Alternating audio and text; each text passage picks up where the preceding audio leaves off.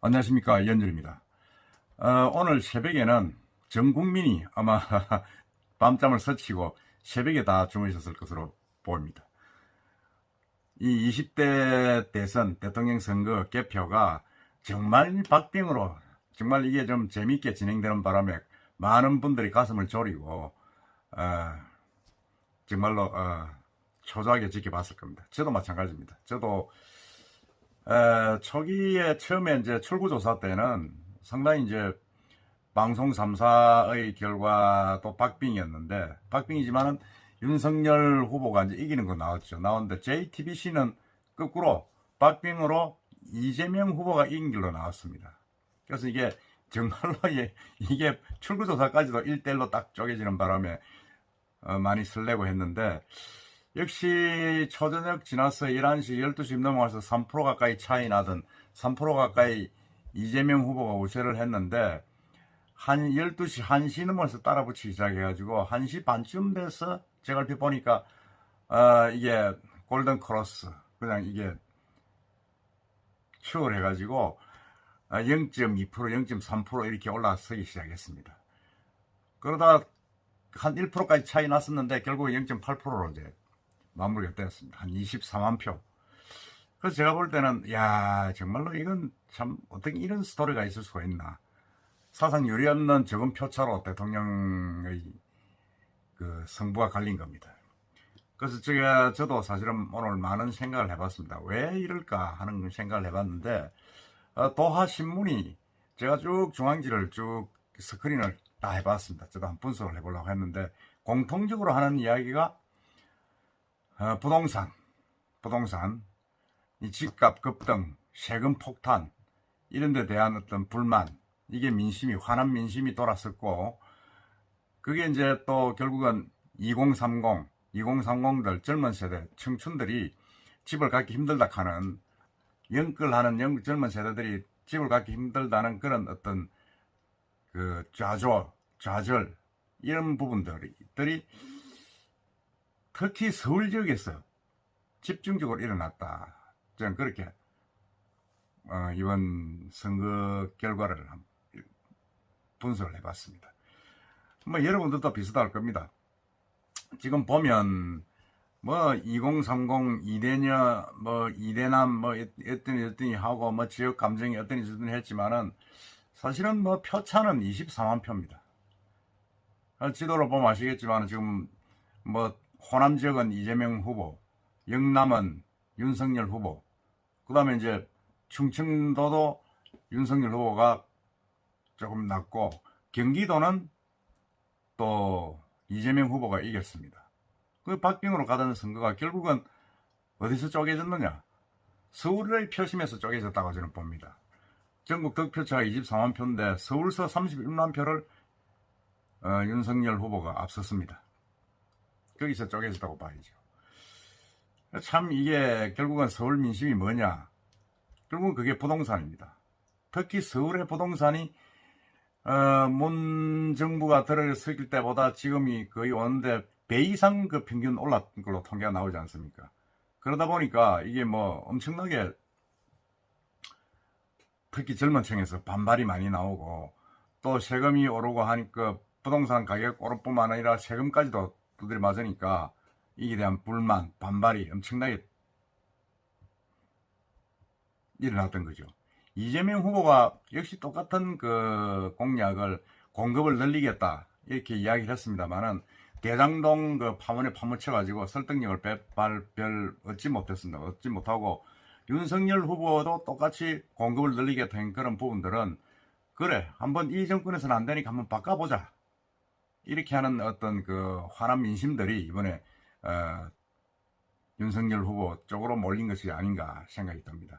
그래서 결국은 이 5년 전에 촛불 100만 인파가 몰린 그 촛불 뭐 혁명이라 하는 사람도 있고 촛불 시위라는 분도 있는데, 그 열망으로 들어선 이 문재인 정권이 결국은 5년을 못 채우고 물러나게 됐습니다. 참 안타깝죠. 그 당시만 해도 얼마나 그 전 국민들이 그냥 지지를 얻어서 정부가 탄생을 했는데 자기 자신들이 스스로 무너진 거죠. 경제정책, 부동산 제대로 못하고 내로남불 이런 사건 때문에 계속 여론의 질타를 받고 국민들의 어떤 마음을 잃어간 그런 부분들이 지금 결국 5년 만에 지금 정권이 바뀌게 되는 그런 결과를 빚게 된 겁니다. 그런데 뭐니 해도 지금 집값 상승 뭐 이런 것들이 문재인 정부 부동산 정책 실패가 직격탄입니다. 서울에서 그것도 이제 윤 당선인에게, 윤 후보에게 5%포인트 가까이 밀리면서 결국 졌습니다. 물론 뭐 윤석열 후보가 호남에서도 많은 표를 얻었고 뭐 전체적으로 뭐 득표가 골고루 얻었다 하긴 하지만은 어쨌든 그래도 서울에서 31만 표를 얻었다는 것은 상당한 의미를 가지는 겁니다. 서울에서는 지난번 19대 대선에서는 문재인 후보가 거의 25개 지역구를 다 이겼지 않습니까? 다 이겼는데 이번에는 15개 지역구에서 윤석열 후보가 이기고 전체 득표수에서도 31만 표를 이겼습니다. 그건 뭐 이게 뭐 말할 것도 없죠. 그럼 뭐 끝난 겁니다. 결국 우상호 민주당 총괄 선대본부장도 자기가 오판을 했다. 서울 지역의 민심을. 서울은 을의 민주당 몫이라고 생각하고 있었는데 졌다 이거죠. 졌고 그런 부분들을 제대로 못 챙겼다 하는 부분. 그러니까 지금 가장 세금 문제에 영향을 많이 받는 서울 쪽이 보면 종부세에 가장 민감하게 반응하는 게 서초, 강남, 송파, 강남 상구입니다. 집값이 전부 다 뭐 30억, 40억씩 하니까 그 얼마 하겠습니까? 그러니까 엄청나게 이제 이 세금 부담을 많이 진 쪽이 그 강남 상구입니다. 근데 거기서 윤 당선인이 완전히 압도적으로 지금 이겼죠. 이겼고, 그 다음에 집값 상승 폭이 컸던 마포, 용산, 성동 지역에서도 윤 당선인이 승리했습니다. 이 지역은 정통적으로 민주당이 센 지역인데 그렇됐고, 그 다음에 뭐 강동, 동작, 뭐 양천 뭐 이런 아파트 밀집 지역에서도 윤 당선인, 윤 후보가 계속 다 이겼습니다. 그리고 이제 재개발 계속 뭐 박원순 시장 때부터 재개발을 그걸 규제를 해놓으니까 그 지역에 있는 주민들도 전부 다 이제 윤석열 후보 쪽으로 표를 찍은 걸로 나타납니다. 이게 서울은 사실은 19대 대선에서 민주당이 25개 지역구를 삭설했고 18대에서도 강남 상구, 용산을 빼고 21개 지역을 이겼는데 이번에는 표심이 바뀌었죠. 14개 지역에서 윤석열 후보, 국민의힘 후보가 이겼습니다. 참 사실은 뭐 어쩔 수 없다 그렇게 봅니다. 서울에 지금 인구가 800만 아닙니까? 800만인데 서울에서 지고 대선을 이길 수는 없는 겁니다. 더더구나 수도권 전체를 보면 뭐 한 2천만 되지 않습니까?